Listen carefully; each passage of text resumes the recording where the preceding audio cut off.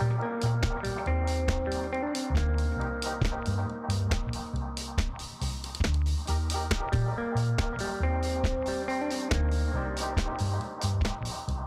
guys!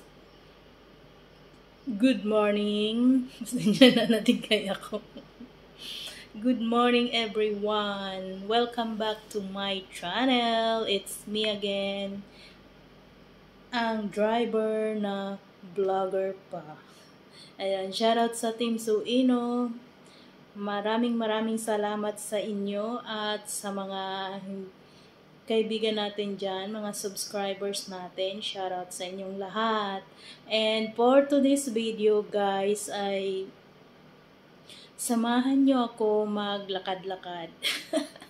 Maglakad tayo sa Abu Dhabi.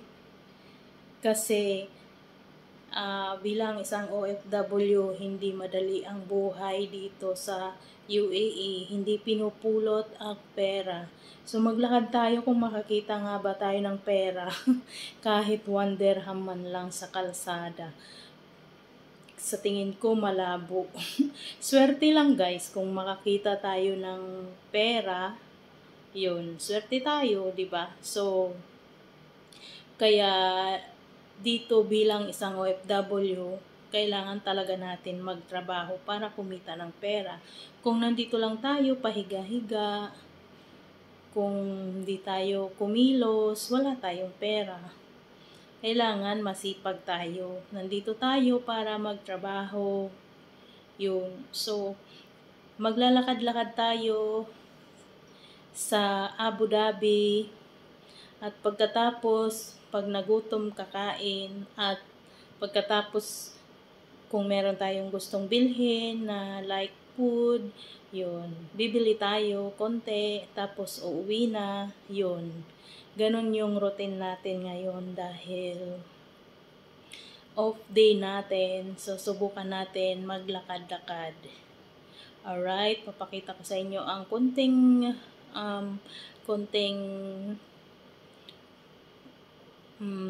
tanawin sa Abu Dhabi. Tayo'y maglalakad-lakad. So, ayan guys. Stay tuned and don't forget to like my videos. And sa hindi pa nakasubscribe sa aking channel, please subscribe my channel. Thank you. Mwah, mwah, mwah.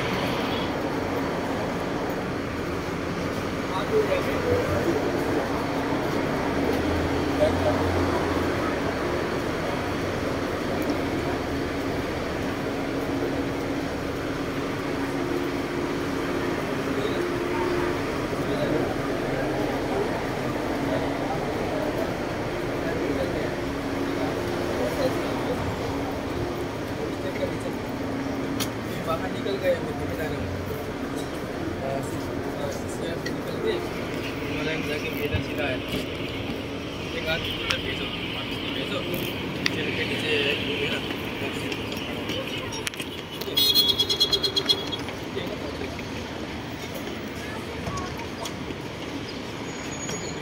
गाड़ी उठा के इससे निकल गए ठीक है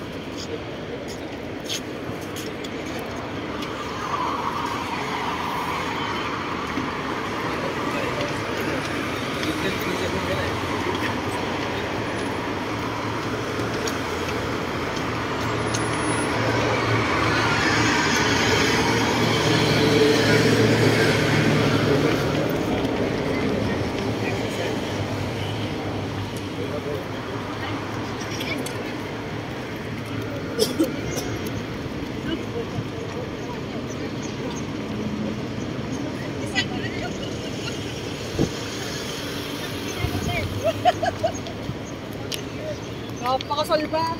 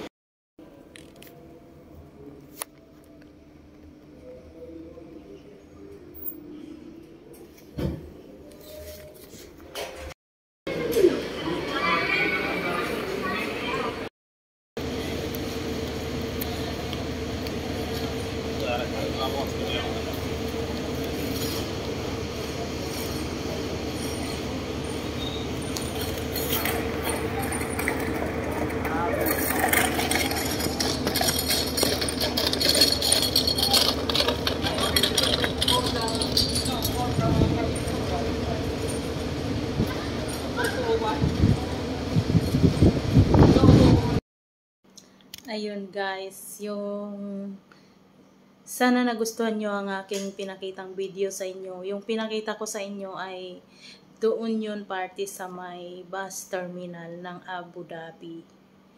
Yun, so mahirap nga maghanap ng pera. Yung makakapulot ka ng pera. Kailangan talaga guys magsumikap, magtiyaga, at pahalagahan natin ang ating mga trabaho.